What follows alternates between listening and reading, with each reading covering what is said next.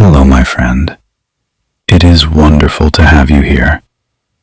I want to tell you a story about a boy who could not stop crying. Take a deep breath. Let the noise of your day grow quiet. This story moves through many years, and it moves through many tears. Some are tears of pain, some are tears of joy.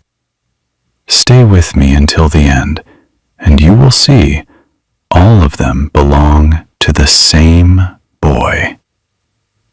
You are listening to HitoCast. Tonight, we are going inside the life of the most famous footballer in the world. Not the player you see on the screen, the boy inside him. The boy who almost did not make it. The boy whose heart almost stopped beating. The boy whose father died too soon. We will follow him from a tin roof on a small island all the way to the World Cup. And along the way, we will find out why he cried so much. This is the story of Cristiano Ronaldo. In the summer of 1985, in a small house with a tin roof, a baby boy is born. His family lives on Madeira, a small Portuguese island far out in the Atlantic Ocean. They are poor, not a little poor, very poor. His mother is named Maria Dolores. She works as a cook. She works as a cleaner. His father is named José Diniz. He works as a gardener for the city. He also washes the shirts for a small local football club. He carries the equipment, he cleans the boots. That is his second job. The family needs every coin. The four children share one small room. The parents sleep in the other. There are no Christmas presents. There are no holidays. There is only work. And food on the table when possible. And hope. The boy is named Cristiano. From the moment he can walk, he plays football. But there is no money for boots, so he plays barefoot on the hot streets of Funchal. He plays for hours. He plays until the sun goes down. He plays until his mother shouts for him to come home. Sometimes he has a real ball. Sometimes he uses a rag tied together. Sometimes a plastic bottle. Can you imagine? A small boy, barefoot, chasing a plastic bottle down a stone street. That is the beginning of the greatest goal scorer in the history of football. But there is something strange about this boy. He cries. He cries a lot. When his team loses, he cries. When the other boys do not pass the ball to him, he cries. He cannot help it. He just wants to win. Too much. His teammates do not understand. His neighbors do not understand. They give him a name. They call him the crybaby. He hears them. He sees them laugh. But he cannot stop the tears. But here is the truth. Cristiano was not crying because he was weak. He was crying because he cared. He wanted to win more than anyone else on that street. The other boys were playing for fun. He was playing like his life depended on it. Because in some way, it did. When he was 12 years old, a big club came to find him. The club was called Sporting CP. They came from the capital, Lisbon. They wanted this small boy with the wild feet. They paid £1,500 for him. Not very much. But they wanted him to leave his island. They wanted him to leave his mother. They wanted him to leave his father, his brother, his sisters. They wanted him to fly across the sea and live in a dormitory with strangers. 12 years old, a small boy, alone in a big city he had never seen. He cried almost every day. He had a strong Madeiran accent. The other boys at the academy laughed at the way he spoke. They told him he sounded stupid. He had no family in Lisbon. He had no friends. But he had football, and on the field, nobody could laugh at him. On the field, he was special. Then, when he was 15, something happened that almost ended the story before it began. Cristiano was running, just running, the way he always ran, faster than anyone. And then he felt it. His heart. Not just beating, pounding, like a small animal trying to escape his chest. He stopped. He waited. The feeling did not stop. Later he was lying in his bed. The room was quiet. He was not moving. And still his heart was racing, like he had just sprinted up a hill. But he was doing nothing. Can you imagine? You are 15 years old. You are alone in a strange city. Your one dream is football, and your own heart is doing something it should not be doing. The doctors at Sporting tested him. They gave him a name for what was wrong. Tachycardia, a heart that beats too fast, even at rest. For a young athlete who pushes his body every day, a heart like this could kill him on the pitch. His mother received the news in Madeira. She sat down. She could not breathe. Her boy, her youngest child, her dream. She thought it was over. But the doctors said there was a way, a special surgery. They would push a small tube through his body. They would find the exact place inside his heart that was sending the wrong signal. And they would burn that small part away with a laser. It sounds frightening. It was frightening. But Cristiano was not afraid. He was 15, and he had a dream that was bigger than his fear. His mother was the one who cried. She did not eat. She did not sleep. The operation happened in the morning. By the afternoon, he was out of the hospital. A few days later, he was back on the training pitch, running, kicking, smiling. That is not a normal recovery. Most teenagers after heart surgery take weeks, sometimes months. Cristiano took days. And here is the strange part. His mother said something years later that is hard to forget. She said the surgery did not just save his career, it made him faster. After they fixed his heart, he could run even faster than before. The boy with the new heart went back to work. By 16, he was growing tall. He was growing strong. Sporting CP did something they had never done before. They moved him through every age group in a single year. Under 16, under 17, under 18, the B team, the first team, all in one season. Nobody had ever done that. In October 2002, he made his debut in the Portuguese top league. He was 17 years old. He scored 2 goals in his first match. The big clubs of Europe started to watch. In the summer of 2003, Sporting CP opened a brand new stadium in Lisbon. They wanted to celebrate, so they invited a famous English club to play a friendly match. The English club was Manchester United. The match was on the 6th of August, 2003, a warm summer night in Lisbon. The stadium was new and beautiful. The crowd was excited. In the away dressing room, the manager of Manchester United gave his team talk. His name was Sir Alex Ferguson. At the end of the talk, he said something casual. He said, "By the way, lads, they have a young winger. Look out for him. He is quite good." That was all. Just a few words. The match started.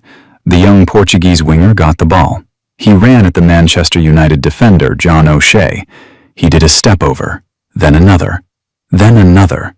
O'Shea did not know which way to turn. The crowd started to cheer, then to laugh, then to chant his name. By halftime, O'Shea was so tired he had to sit down on the grass. He was breathing hard. He had been tortured for 45 minutes by an 18-year-old boy. Sporting won the match 3-1. The young winger was the best player on the pitch by a long way. In the dressing room after the game, the Manchester United players did something unusual. They went to their manager. They said, "Boss, you have to sign that boy. Not next year. Now. Today." 5 days later, Manchester United paid Sporting £12 million for Cristiano Ronaldo. He was 18 years old. Ferguson did one more thing that surprised everyone. He gave Cristiano the famous number 7 shirt.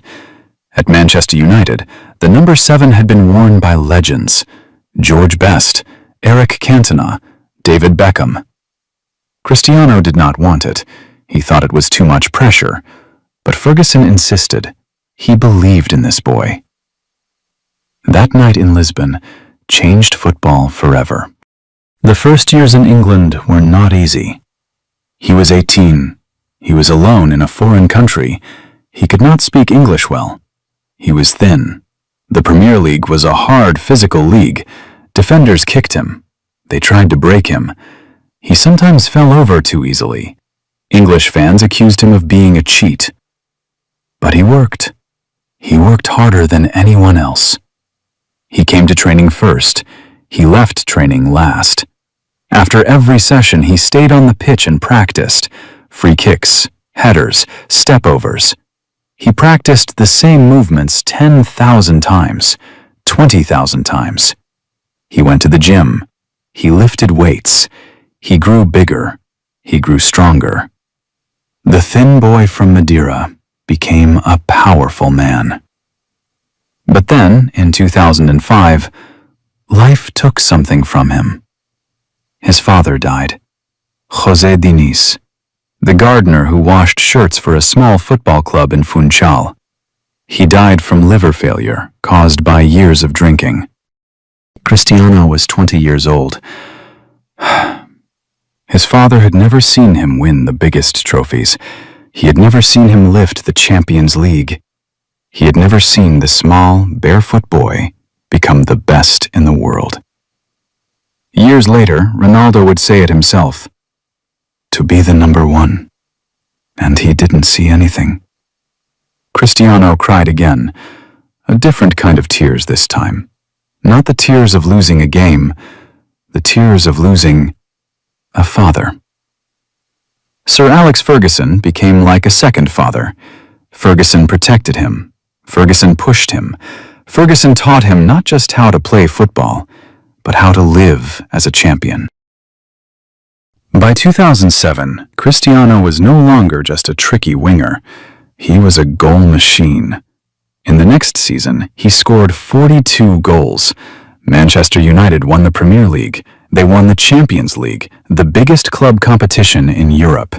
He scored a header in the final in Moscow. That year, he won his first Ballon d'Or, the award given to the best player in the world. He was 23 years old. The poor boy from Madeira was the best footballer on the planet. But he wanted more. In the summer of 2009, Real Madrid paid Manchester United £80 million for him.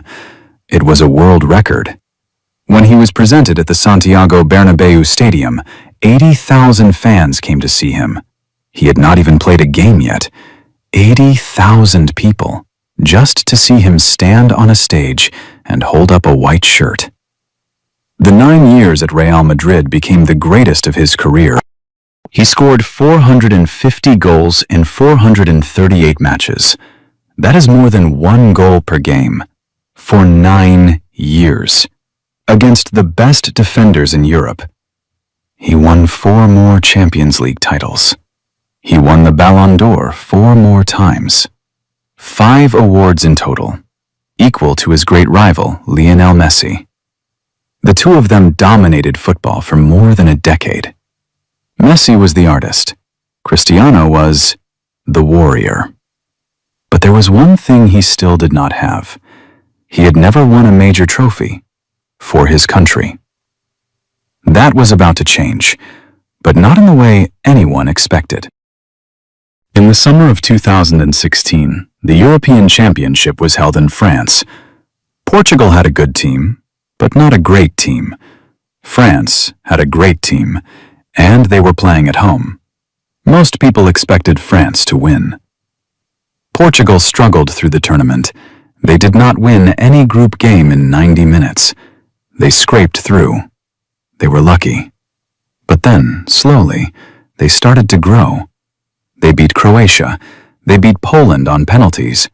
In the semi-final, Cristiano scored against Wales. Portugal was in the final. The final was on the 10th of July, 2016, the Stade de France in Paris. Portugal against France. The captain against the host nation. It was supposed to be the biggest night of his life. In the 8th minute, a French player made a tackle. Their knees collided. Cristiano went down. The pain was immediate. The doctor came on. They put a bandage around his knee. He tried to play on. He took a few steps. He ran a few meters. He tried to ignore the pain. But in the 25th minute, he went down again, and this time, he could not get up. The team doctors signaled for the stretcher. My friend, this is one of the saddest images in modern football. The captain of Portugal leaving the final of the European Championship. He could not stop crying. He put his hands over his face. He hid from the cameras. As he lay on the stretcher, a small moth landed on his face, right on his cheek, where the tears were running. The cameras showed it to millions of people around the world. 12 years earlier, at 19, he had also cried at a European final. That time, Portugal lost at home to Greece. Those tears were tears of pain. Now, 12 years later, on the biggest night of his life, he was crying again. His team was on the field, in the biggest match of their lives, without their captain. What happened next is the strange and beautiful part of the story.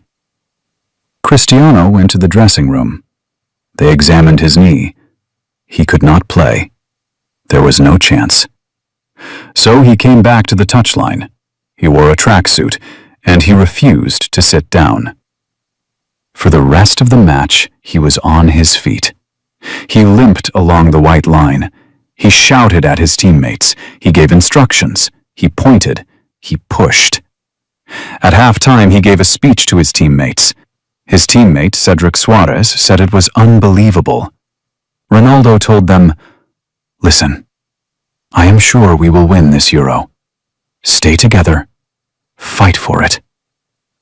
He was no longer just the captain on the pitch. He was the coach. He was the heart of the team. In the 109th minute, a Portuguese substitute named Eder picked up the ball. 25 meters from the French goal, a player almost nobody knew. He took one step. He shot. The ball flew low and hard, past the French goalkeeper, into the net. Goal! Portugal was winning the European Championship final, 1-0. 11 minutes later, the referee blew the final whistle. Portugal had won. The first major trophy in the history of Portuguese football. And the captain, who had been carried off the field in tears, was now jumping with joy. He was hugging his teammates. He was lifting the trophy he had not played for. The circle was closed. He had cried at a final in 2004. He had cried at this final in 2016. But this time, the tears were different. This time, the tears were joy. Portugal had won without him on the pitch. He had built a team that could win the biggest match in their history without their best player. He was more than just a great player. He was a leader. He had created something bigger than himself. After 2016, he kept winning. He helped Real Madrid win the Champions League 3 years in a row. 2016, 2017, 2018. No team had ever won 3 Champions League titles in a row in the modern era. But they did, with Cristiano scoring goals in every important match. Then he left Real Madrid. He moved to Italy. He went back to England. He traveled. He won more leagues. He kept scoring. But the Champions League did not come again, and in his late 30s, many people thought the story was ending. But Cristiano was not finished. In December 2022, he signed for a Saudi Arabian club, Al Nassr. The contract was enormous. He became the highest-paid footballer in the world. But more importantly, he opened a door. After he went to Saudi Arabia, many other great players followed him. The football world changed. In Saudi Arabia, he did what he had always done. He scored, and scored, and scored. In 2024, he became the first male player in history to score 900 career goals. He was almost 40, and he was still the man scoring the goals. And now, in the summer of 2026, the story reaches its final chapter. The FIFA World Cup is here. Cristiano Ronaldo is 41 years old. He has said in clear words that this will be his last World Cup. After this tournament, he will probably leave the national team. Within a year or two, he will leave football completely. He is playing in his 6th World Cup, a record only Lionel Messi shares with him. He has won almost everything. 5 Champions League titles, 5 Ballon d'Or awards, a European Championship, league titles in 4 different countries. He is the all-time top scorer in men's international football. But the World Cup, the greatest trophy in football, has never been his. If Portugal wins it this summer, and if Cristiano lifts the trophy, he will become the oldest player in history to win a World Cup. The boy who cried because he wanted to win too much.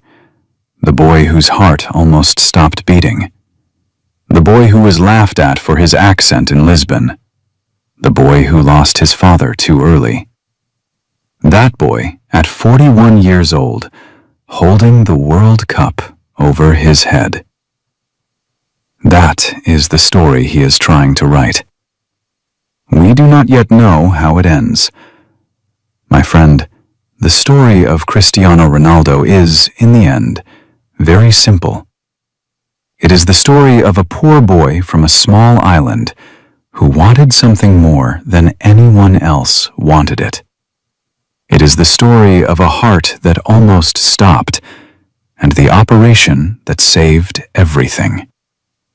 It is the story of a young man who walked into a stadium in Lisbon one summer night and changed his life with 90 minutes of football. It is the story of a captain who won a championship by leaving the pitch in tears. The crybaby from Madeira became the highest international goal scorer in football history. The boy mocked for his accent became one of the most followed human beings on the planet. The teenager with a broken heart became the most physically prepared athlete of his generation. Sometimes, the things people laugh at us for are the things that make us great. And you, my friend, think about that for a moment. Think about the thing inside you that other people do not understand. The thing they call too much. The thing they tell you to stop. Maybe it is how deeply you feel.